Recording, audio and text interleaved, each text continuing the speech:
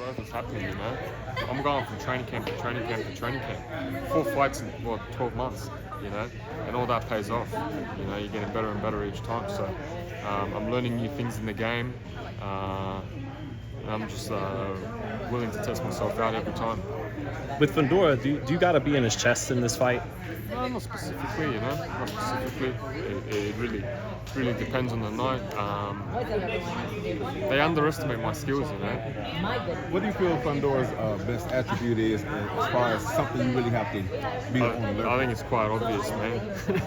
Honestly, like, he's tall. But he doesn't use it though, Tim. Like he fights on the inside. He doesn't use his height and reach. Yeah, but he's tall, but he uses his uppercuts to his advantage. And his uppercuts are quite long. Inside work. Yeah, and a lot of people have the same game plan. Just get inside because he's tall. Listen, not to overlook this fight.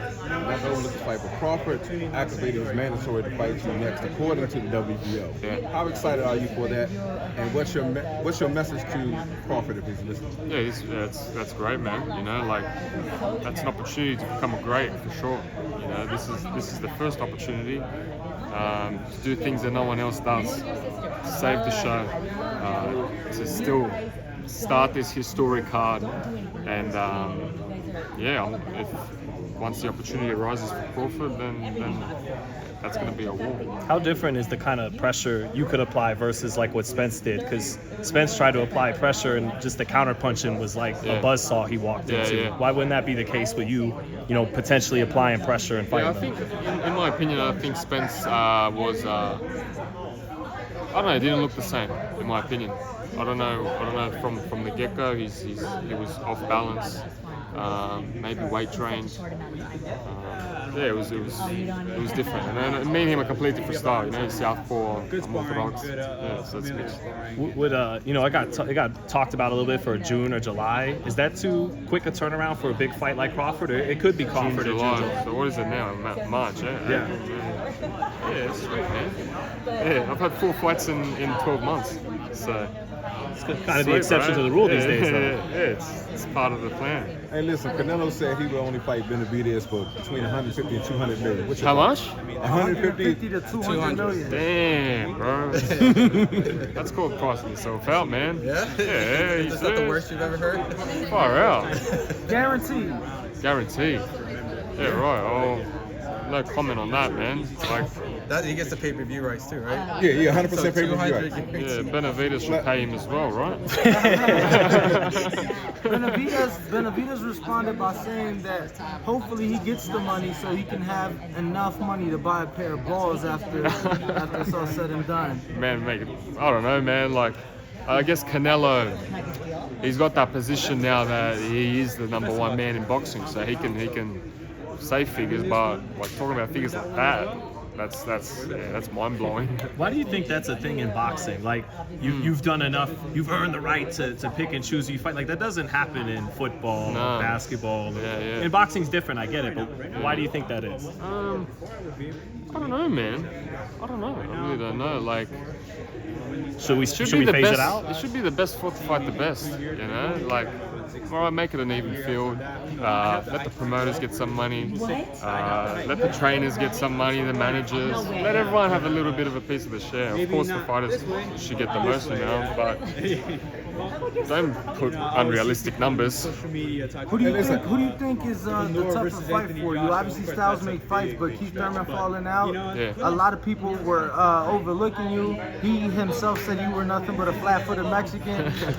Do you think that Fundora stylistically is a tougher fight for you, or do you think it would have been Thurman because of all his experience and whatnot? No, I think Fundora, for sure, you know, like his height, his awkwardness, you know, that always presents a tremendous task.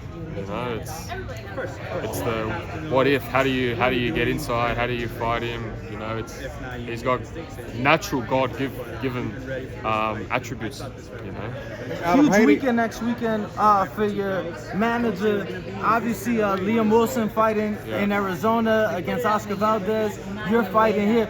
Just huge weekend for Australian boxing. What do you say to all the fans back home that will be tuned in, ready to go for next weekend? Yeah, it's Easter weekend. It's a public holiday, so you know, in Australia, everything's going to stop, you know, and it's been a big dream of mine to make a nation to stop and to everyone to watch the fight, you know, like there's few people that did it. Manny Pacquiao did it in the Philippines. Your father did it. My father did it. I remember when he fought Zab, the whole country stopped, man. I remember every single household was watching the fight, you know. So I'm grateful that I'm able to have this type of impact all around the world, in Australia. Out of Haney, Shakur, and Tank, who was the best that you think is going to come out on top of that three, and how would you rank those three? So Haney, Shakur, and Tank. I think Haney at the moment is at the top just because of who he's fought, what he's done. Traveled to Australia, you know, not many people do that. He steps outside of his comfort zone. Shakur, but Tank's a machine. Shakur's a machine as well, you know.